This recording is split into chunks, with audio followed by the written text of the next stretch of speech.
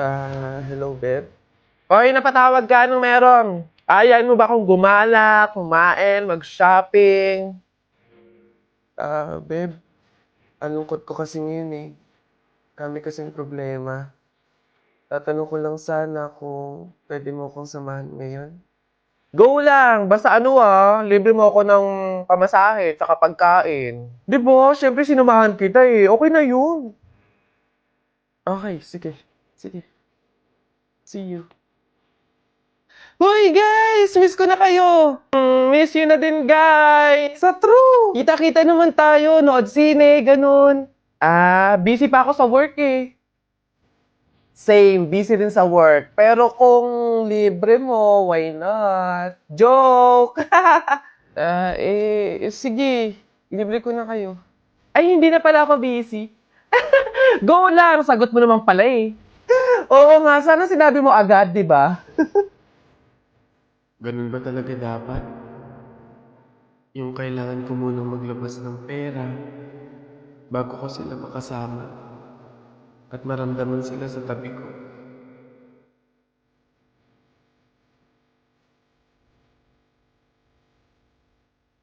Successful yung music fest, no? Oo. Ang daming tao! Wagwagan naman kasi talaga kanina. Kaya lalo nila sa likod, sobrang...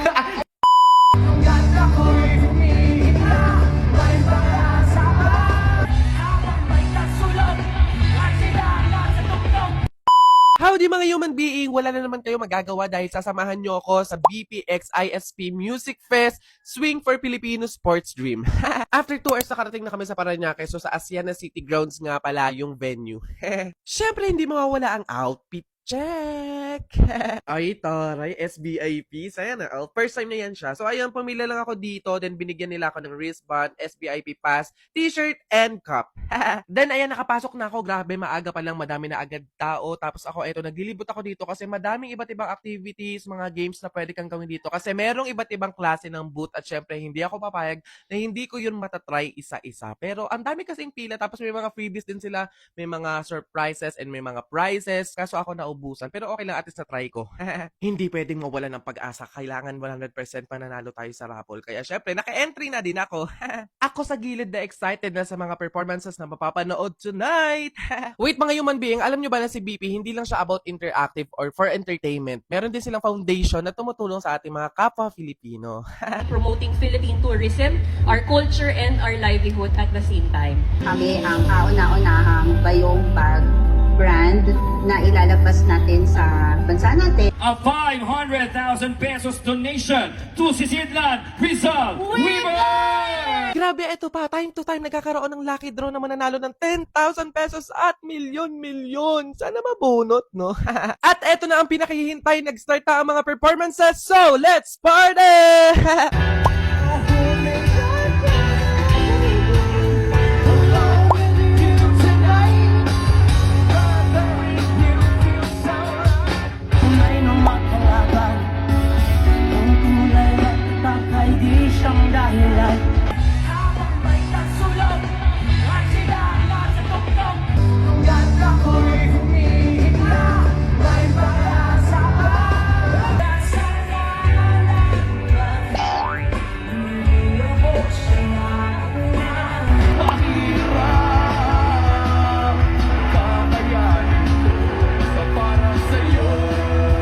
Tulong sa nanay dahil sa hirap ng buhay, pero masaya pa rin ang kulay. We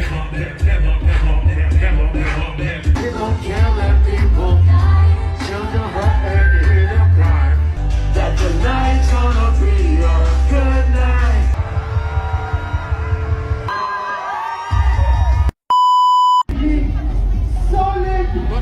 Hi kayo sa vlog to. Ayan. Thank you so much BP and IS Philippines sa napakasayang music fest. Kitang-kita nyo na lahat nag-enjoy. More music fest pa sa mga susunod na taon. Talaga namang rock and roll. Salamat sa panibagong experience na to. Ate, yung kapatid nyo po si Jennifer may kaaway po dun sa room. Susubo kita sa ate ko. Lagot ka dun. Kala mo dyan Ano meron dito? Ate, nasaan ako niyan? Abi, putok daw ako tapos ang dami ko daw kuto. Siya naman po kasi yung nauna eh. Sabi niya wala daw akong nanay tapos Gatorade daw yung tubigan ko. Hoy, ikaw. Kilalanin mo binabangga mo ah. Hindi mo kami kilala. Umayos ka, sinasabi ko sa'yo. Susubukan na sa nanay ko. Ano kaya kayo namatay nito, no? Gagi, ang ganda ng libingan nito. Halata mo mayaman, no? May aircon kaya to or ano? Electric fan. 2022 siya namatay, 23, 24, 25. 3 years na siyang patay, te. December 3, 2000. Ka-birthday ko pa to, oh. Uy, kaapelido ko pa, oh. Sino to? Hindi ko to kilala. Uy, bata pa to, oh. Loko. Busy, ang tagal mo. Ano bang ginagawa mo? Teka lang kasi naglilista ako ng mga sasali sa paluwagan. Sasali ka ba? Hoy te, FYI, masikip pa nga to nga ni. Si Gemma, isali mo dyan. For sure, maluwag na yun. Daming lalaki yun eh. Ano ba iniisip mo? Te, yung paluwagan, yun yung hulugan ng pera. Para kapag sahod mo, meron ka makukuha. Kumbaga savings, ganon. Busy, naboboard ako. Tara, laro tayo. Tara, anong laro? Okay. Bibigyan mo ako ng mga bagay na sasabihin ko. G? Game! Magbigay ng mga bagay na nakatayo. Ano ba? Bakit parang ang bastos naman? Bakit? Bagay na nakatayo. Bahay, building, statwa. Pinagsasabi mo. Besi, parang may napapansin ako sa'yo. Ha? Ano yun? Parang ang dry mo. Tuyot, ganun. Walang kabasa-basa.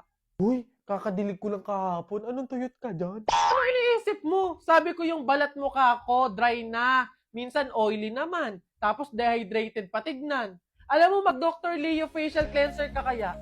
Gently removes dirt, blackheads, and whiteheads, keeping your pores clean dahilan para mag-less visible over time. Nakakatulong din to para ma-reduce yung mga excess oil para sa fresh at clean look.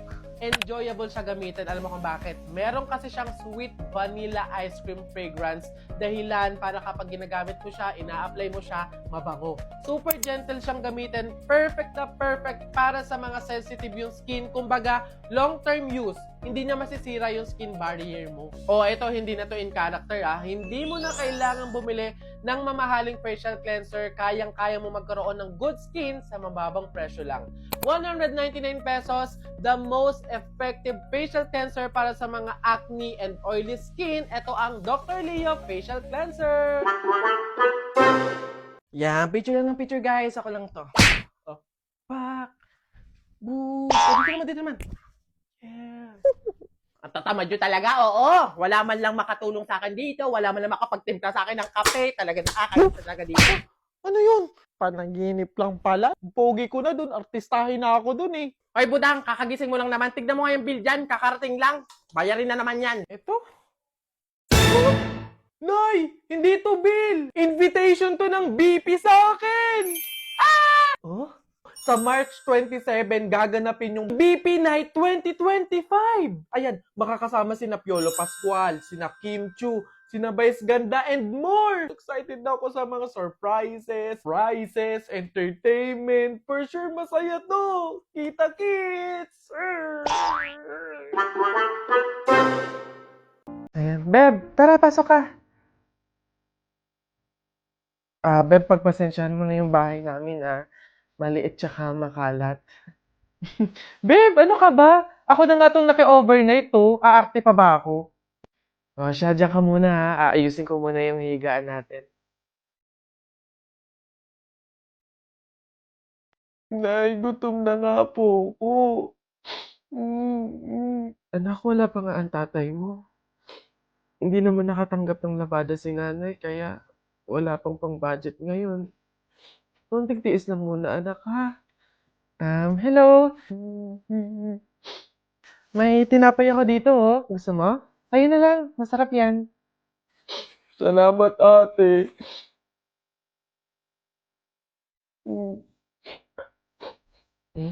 Beb, eto na yung unang tsaka yung kumot na gagamitin mo.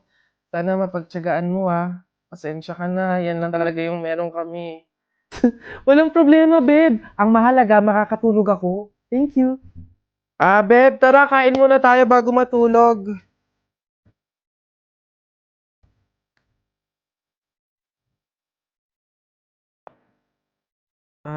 Beb, pasensya ka na ah. Mantika asin lang yung ulam namin ngayon eh. Wala pa kasi si tatay kaya wala pa pabili ng pagkain.